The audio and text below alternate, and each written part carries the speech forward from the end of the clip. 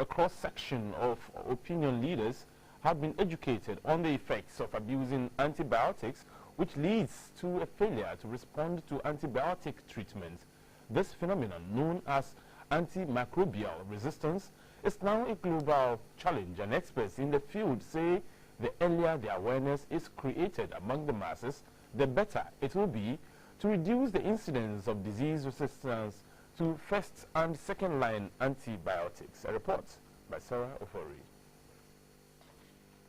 An antimicrobial resistance is the tendency of a microorganism such as bacteria, parasites, viruses and fungi to resist a drug that was originally effective for treating such infections.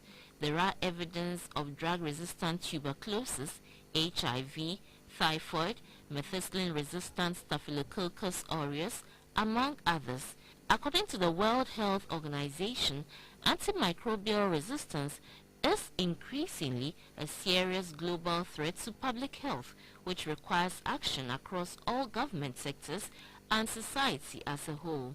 Since opinion leaders wield lots of influence and are inevitable within communities, the Center for Science and Health Communication has taken the leaders through rigorous education on the abuse of antibiotics and how this is contributing to a reduction in the number of effective antibiotics on the market.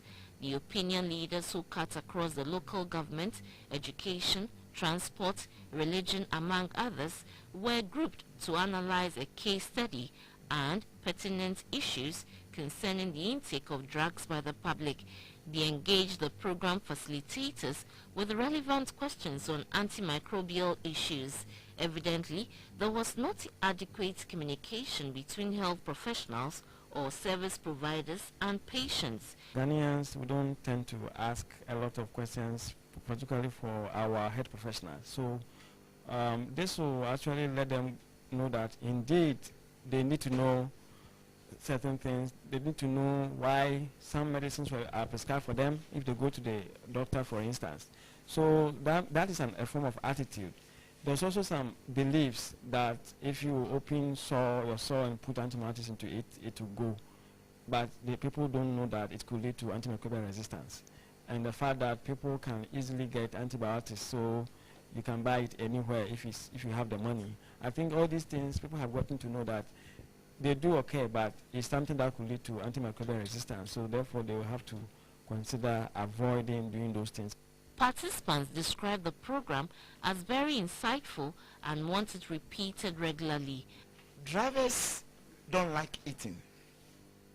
They don't like eating at all because we have this notion that we are hot. So all the time when we go out there, hot.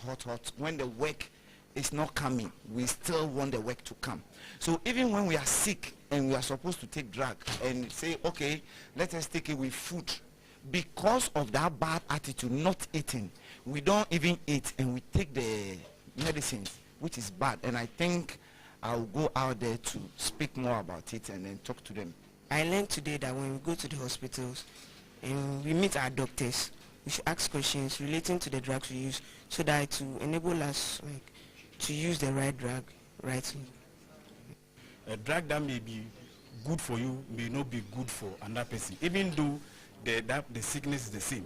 So we have realized that it is good to let people know that if you are feeling or if you have any problem, you need to visit a pharmacist or you go to the hospital and then you are being given prescription before you buy drugs. Sometimes I take drugs and when I'm okay, I don't take it again, saying that, oh, I'm okay, but the drugs are nothing. But today, I've got to know that I have to finish taking all my drugs.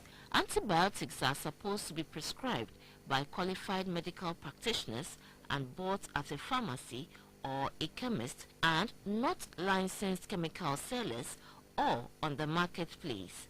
Antibiotics are supposed to be taken on schedule and according to prescribed instructions. Sarah Ofori, GBC 24, Accra.